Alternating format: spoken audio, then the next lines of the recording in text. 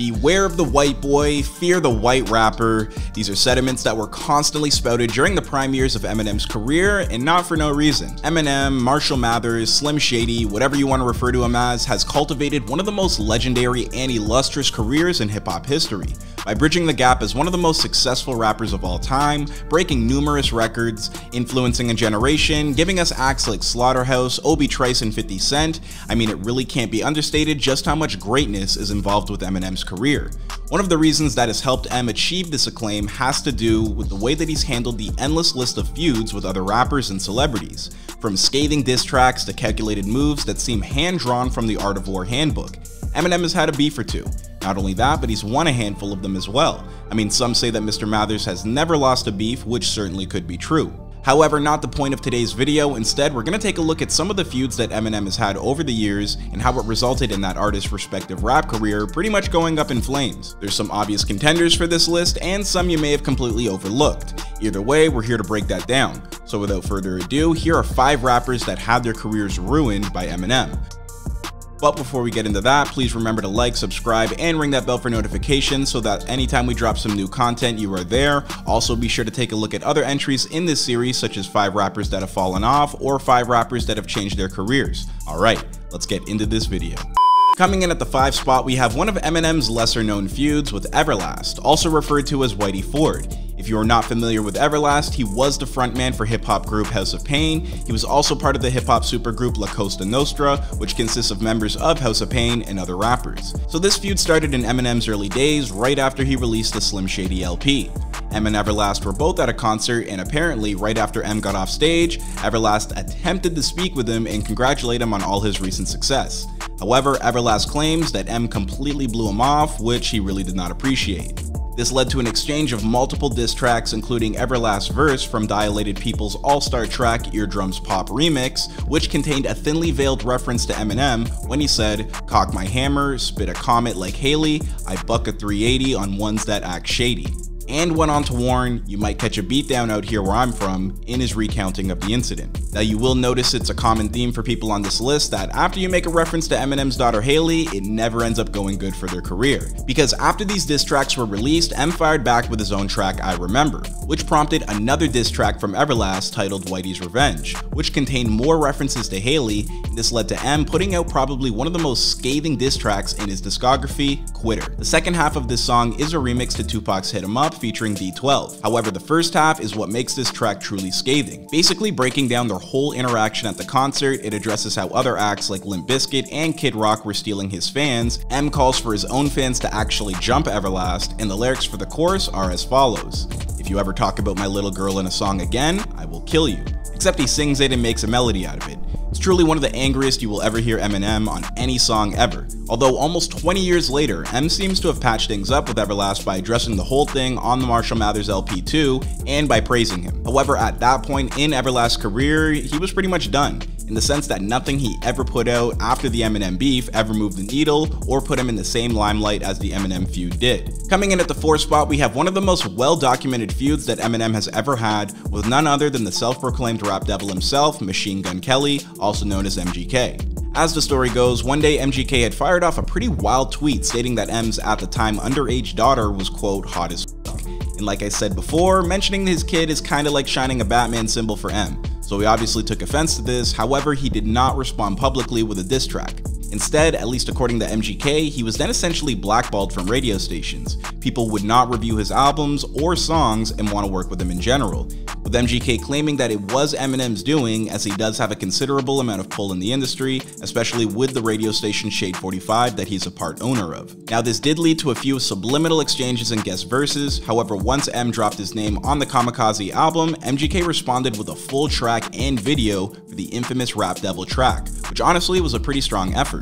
However, M did reply with his own diss track Killshot, which when it dropped there was a lot of debate between which went harder, and though some sided with MGK, I think it's pretty clear that Killshot was the stronger outing. And the evidence is pretty clear. Since this back and forth in 2018, there hadn't been a whole lot more jabs other than the occasional interview soundbite. And right when this beef ended is when MGK made a strong pivot and rebrand with his image. he almost completely shed his hip-hop aesthetic and leaned more heavily into his punk rock roots. Very soon, you almost wouldn't recognize MGK as a hip-hop artist if you caught a glimpse of one of his shows or heard a snippet of his music. I mean, sure, he executed the rebrand well, his projects stream, he sells out shows, he's dating Megan Fox. However, MGK's place in hip-hop at this point in time is non-existent. MGK has found success elsewhere, but his rap career is effectively over. And would this happen without an Eminem beef as the catalyst? We will never know for sure, but it is enough to earn him a place on this list. At the number 3 spot, we have somebody who also has a bit of an asterisk next to their name, the always polarizing Joe Budden. Now, if you're having similar feelings as the last entry, please don't worry, we will unpack how this technically still very successful man had his career ruined by Mr. Marshall Mathers. Now, early on in Joe Budden's career, he was often viewed as a one-hit wonder, with his track Pump It Up, and never being able to quite match that level of success. This eventually led to Joe forming the rap supergroup Slaughterhouse and signed to Shady Records. Some fans thought it could be the birth of a new wave for Joe's rap career. However, for the most part, joining Shady Records had the opposite effect on Joe's rap career. Joe signed with Shady in 2011, having only released one group album with the label. Slaughterhouse's follow-up sophomore effort never got released, and though many love to point fingers at Joe for being difficult to work with and his idea to urge group members to focus on their solo efforts, which is true, he is not solely to blame. Joe spoke about how the label wanted them to record, release, and promote an EP without receiving any funding. He continues to say that there is a good chance that absolutely nobody from the Slaughterhouse group or Shady Records made any money off of their releases. Joe claims that it was Eminem and Paul Rosenberg's severe mismanagement and misunderstanding of the Slaughterhouse brand that led to this. Now, if you know Joe, you are aware of his many talk and debate-focused shows like the Joe Budden podcast and at one point Everyday Struggle. Now, the real problems between Joe and Eminem started when Joe absolutely tore apart M's new single with Beyonce, Walk on Water, and his overall criticism of the Revival album. M felt like Joe's words were a little unnecessary and disloyal. He eventually took multiple jabs on him on his Kamikaze album, as well as multiple other singles and leaked tracks. At this point though, Joe had completely retired from rapping and did not engage in any diss tracks. Now, if we consider the fact that Joe didn't receive any help for his solo efforts from Eminem leading up to his retirement, and that the label Shady Records completely mismanaged Slaughterhouse, and there was also the time that Joe tried his hand at battle rap and got completely embarrassed, an event thrown together by his former boss Eminem, these are key moments that lead to Joe hanging it up, to the point where it seems like nobody can get him to rap again ever, even M daring him to respond on wax. And don't get it twisted, these days Joe is arguably one of the most powerful voices in hip-hop with his position as a podcaster and businessman, but his rap career is effectively over, and Eminem had a huge hand in that. Coming in at the 2 spot is somebody that you likely anticipated to see on this list, one of the biggest beefs of Eminem's career with none other than Ja Rule. Ja Rule, a New York rapper, was prominent in the late 90s and early 2000s. He and his Murder Inc. crew had an absolutely legendary run of chart-topping singles and radio bops. There was a time where Ja Rule really was the biggest rapper in the world. Now, if you know anything about Ja Rule, then you know he's had one of the most intense beefs in hip-hop history with 50 Cent. And obviously 50 Cent was brought into the mainstream by signing with Eminem, so once 50 came on the scene, Eminem pretty much inherited his beef with Ja Rule. The conflict escalated when Ja Rule released Loose Change, attacking 50 Cent, Eminem, and Dr. Dre. The song includes lyrics that insulted Eminem's daughter, which you should know by now is never a smart idea, and in response, Eminem, D12, and Obi Trice released their response, Haley's Revenge, which also featured vocals from Haley herself. This song, along with countless other diss records like Bump Heads, Bully, Hail Mary, Shit Hits the Fan, The Realest Killers, there really is an album's worth of tracks, with Eminem and his Shady Aftermath crew tearing Ja to pieces. And if we're being honest, at that point, it was pretty much like Ja was getting jumped, and there was no real way that he could actually fight back. And after his 2004 album Rule, Ja didn't release another album until 2012, and he never even came close to replicating that kind of success that he had before the Eminem beef.